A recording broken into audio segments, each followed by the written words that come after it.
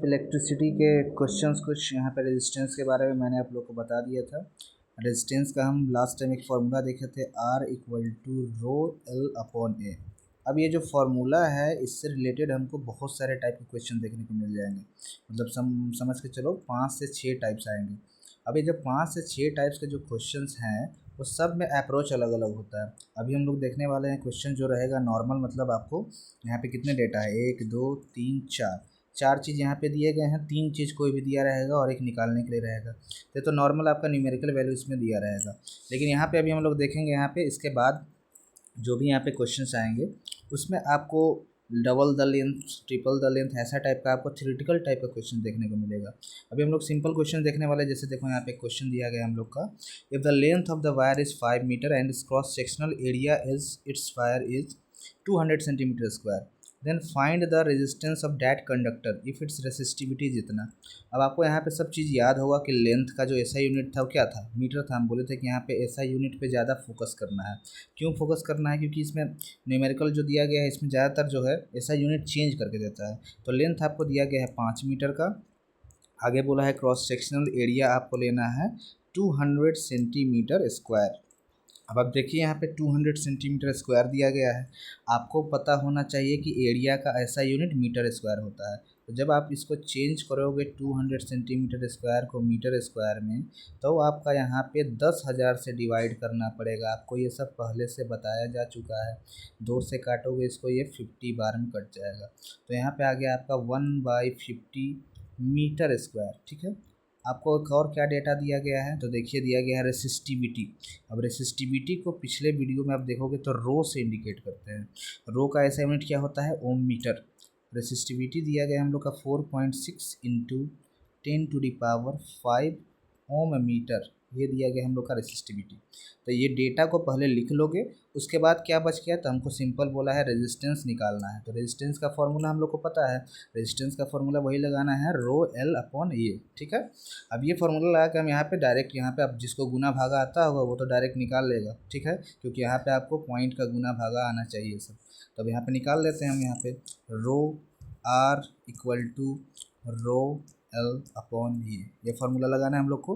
अब यहाँ पे जो जो वैल्यू दिया गया है वो रख दो। यहाँ पे वैल्यू क्या क्या दिया गया है, देखो वैल्यू दिया गया हम लोग को, if the length of the wire, length हमको रो पहले रखना है, रो कितना है 4.6 इंटू 10⁵ रो हो गया।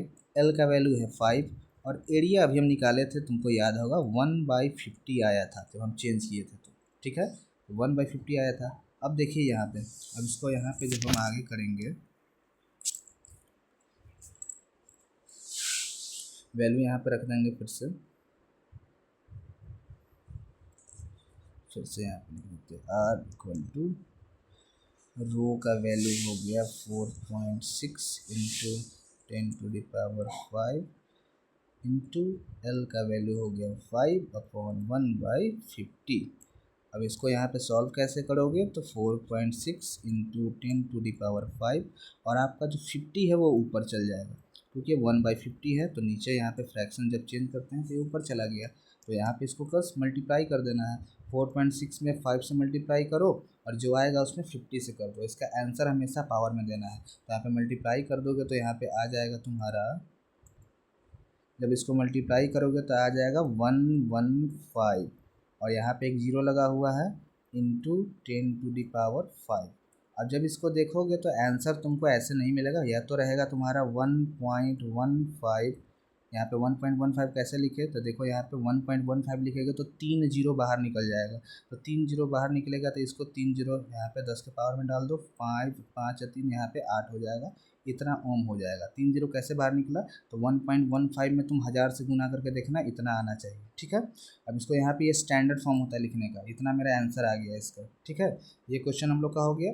अब ऐसा ही क्वेश्चन तुम्हारा रहेगा, न्यूमेरिकल वैल्यू सिर्फ दिया रहेगा, निकालना रहेगा। ठीक है, इसको तुम नोट डाउन कर लेना और अपने से एक बार सॉल्व करके देखना है इसको। आगे देखिए यहाँ पे क्वेश्चन क्या दिया गया है। आगे अगला क्वेश्चन हम लोग का है कि इफ़ द, अगला क्वेश्चन हम लोग को दिया है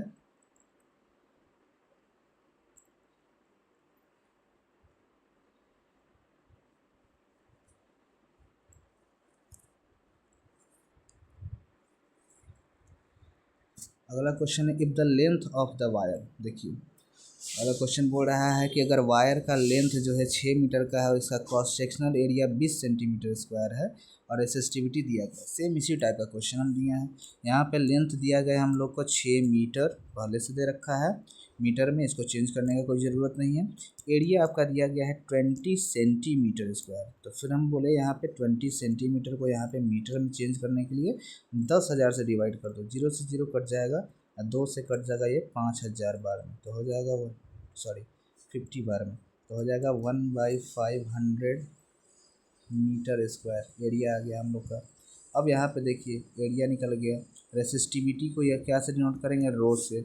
रो आपका दिया गया है 50 इंटू 10⁻6 ओम मीटर।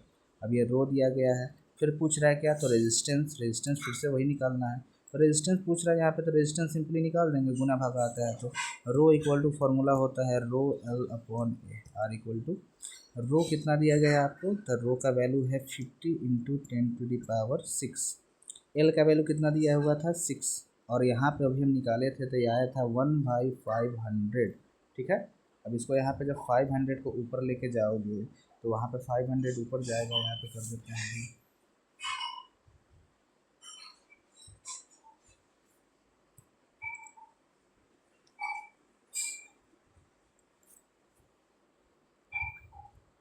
50 इंटू 500 ऊपर गया 6 इंटू,